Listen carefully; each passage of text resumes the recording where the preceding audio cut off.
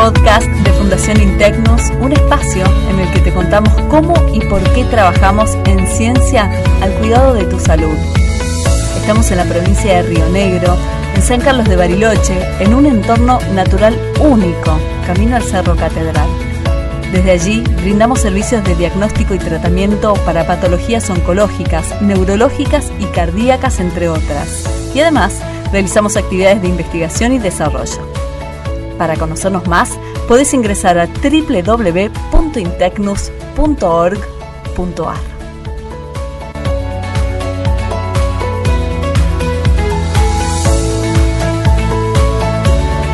Y en esta oportunidad vamos a recibir a la doctora Lucía Pereira y al doctor Juan Marcos Chomont. Lucía es médica especialista en medicina nuclear, responsable de este servicio en Fundación Intecnus, y Juan Marcos es médico especialista en diagnóstico por imágenes y jefe de este departamento, también por supuesto en Intecnus. Queremos hablar hoy de una categoría en ascenso en el campo de las imágenes médicas metabólicas, el NeuroPET. Bueno, vamos a charlar un poquitito de NeuroPET, que hace referencia a estudios que se hacen acá en Intecnus, en Bariloche, para estudiar enfermedades que son frecuentes, por ejemplo, en pacientes que comienzan con pérdida de la memoria, algunas alteraciones por ahí de la marcha, y permiten, por ejemplo, el diagnóstico de enfermedad de Alzheimer de una forma precoz y también para hacer el seguimiento, y también para otras enfermedades que también son frecuentes, como la enfermedad de Parkinson, ¿sí? El NeuroPET haría referencia a cómo se llama el estudio y en qué equipo se haría, que son equipos abiertos en Intecnus. La parte de PET hace referencia al fármaco que vamos a utilizar, que se inyecta por la vena, que es de bajita dosis, de muy bajita dosis, y de esa forma se va a distribuir y el equipo va a detectar esa información, esa radiación de baja dosis, y va a poder obtener imágenes para el diagnóstico, ¿sí? Se hacen tanto en la parte tomográfica, en el PET tomográfico, como el PET resonancia, que es uno de las diferencias y el aporte que tiene acá en Bariloche de poder hacer una imagen mucho más de mayor resolución y de más sensibilidad y especificidad. Este tipo de estudios se realizan cuando hay un médico que sospecha, cuando hay antecedentes, o sea, ¿en qué momento alguien les llega a ustedes, digamos, el paciente, y cuál sería el criterio? Porque por ahí alguien del otro lado está escuchando y dice, ay, yo quisiera saber si algún día voy a tener Alzheimer. Bueno, sí, son estudios, como decía Lucía, de alta especificidad y sensibilidad, lo que quiere decir que sí, primero son enfermedades neurodegenerativas que muchas veces están muy solapadas desde los cuadros clínicos y desde la sintomatología del paciente, y algunas de ellas tener la oportunidad de poder hacer un diagnóstico específico y con alta fianza en el mismo, o sea que sea bien específico, va a permitir justamente diferenciar qué tipo de tratamiento o qué alternativa terapéutica se le puede dar a ese paciente. Entonces, principalmente en eso radica esta tecnología, que nos permite justamente poder diferenciar con alta sensibilidad y especificidad este tipo de enfermedades que son sumamente frecuentes, que en los inicios suelen pasar desapercibidas, y donde a veces nuestros colegas las pueden detectar, o a veces un mismo familiar o acompañante, dónde dejé la llave, dónde estaba, me tiembla la mano, me tropiezo al caminar. Son actos muy cotidianos y muy frecuentes que, bueno, muchas veces, o antiguamente, o en el resto del mundo que no tienen esta tecnología, para llegar al diagnóstico se llegaba cuando la enfermedad ya estaba muy avanzada y con un cuadro clínico ya severo. Acá tenemos la oportunidad justamente esa, ¿no?, de detectarlo precozmente para empezar a hacer acciones terapéuticas definidas y determinadas a la mejoría de esa persona. Y ahí me pongo en el rol de un paciente ansioso y pregunto, ¿cuánto tiempo tarda el estudio? ¿Cuánto me dan los resultados? En general, estos estudios duran poco tiempo en líneas generales. El paciente viene en ayunas, lo más frecuente.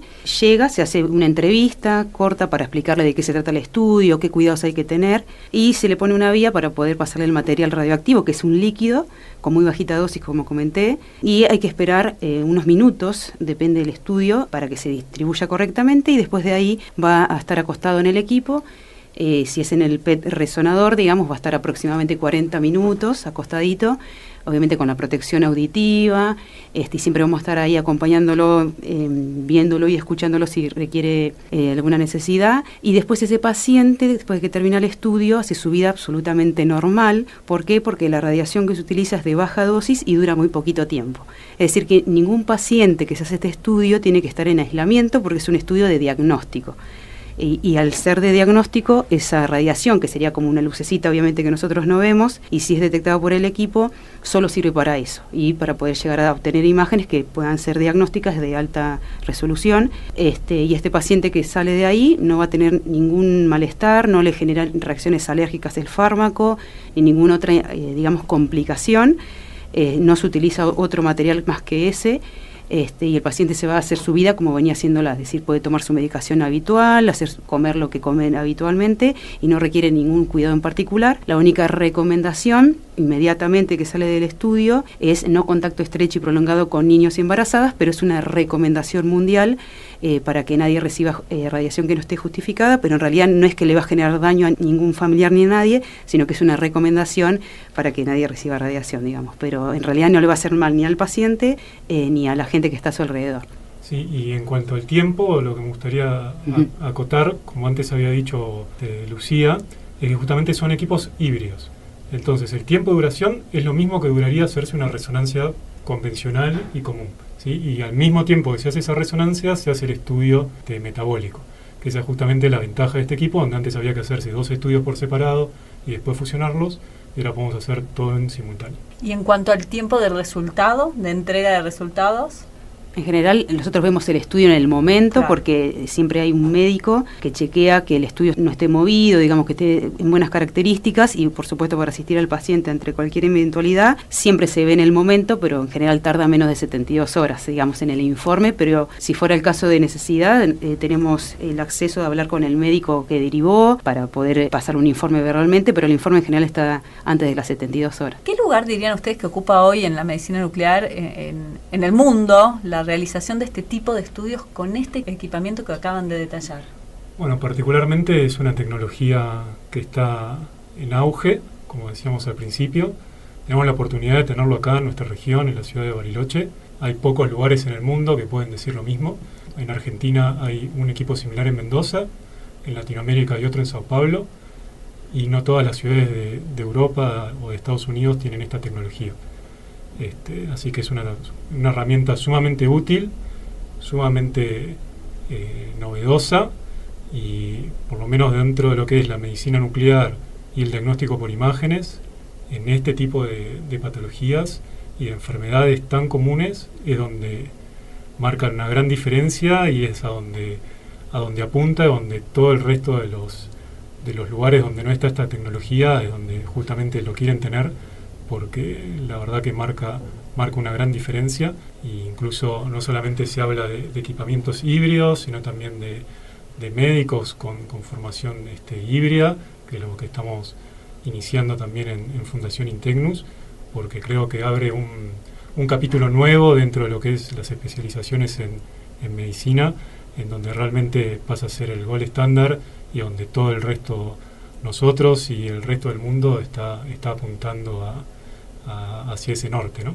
Uno de los pilares de la Fundación Integnus es la investigación. En el área de medicina nuclear y de NeuroPET específicamente, ¿qué proyectos se encuentran desarrollando que podrían compartir con nuestros oyentes?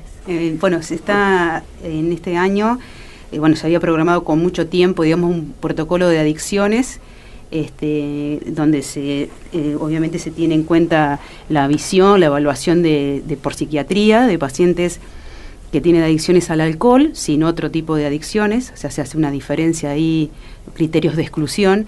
Entonces se está haciendo este protocolo justamente para evaluar en estos pacientes cómo es la distribución de este fármaco, si se puede hacer una correlación, digamos, en estos pacientes con adicción al alcohol, y qué correlación hay entre lo anatómico, es decir, entre la imagen de la resonancia y entre la distribución del fármaco, que sería la actividad metabólica, cómo está distribuida a nivel de los hemisferios cerebrales, y como también en el cerebelo. Entonces es un aporte que va a dar muchísima información, para estos pacientes que entran en protocolo, Claro. Y después para seguir y continuar con otros estudios y otras preguntas, otras hipótesis. Es súper importante este protocolo, digamos. Y también se ha hecho un protocolo conjunto con el Departamento de Física Médica de optimización justamente del protocolo de PET y resonancia magnética para, digamos, disminuir la dosis del radiofármaco y disminuir el tiempo de estudio justamente para lograr un resultado similar con mayor confort de los pacientes. Lucía, Juan, muchísimas gracias por haber participado de este espacio. Gracias Bueno, a vos. muchísimas gracias también a ustedes. La doctora Lucía Pereira, médica especialista en medicina nuclear, y el doctor Juan Marcos Chomont, médico especialista en diagnóstico por imágenes, jefe de este departamento en Integnus, pasaron por este bello espacio.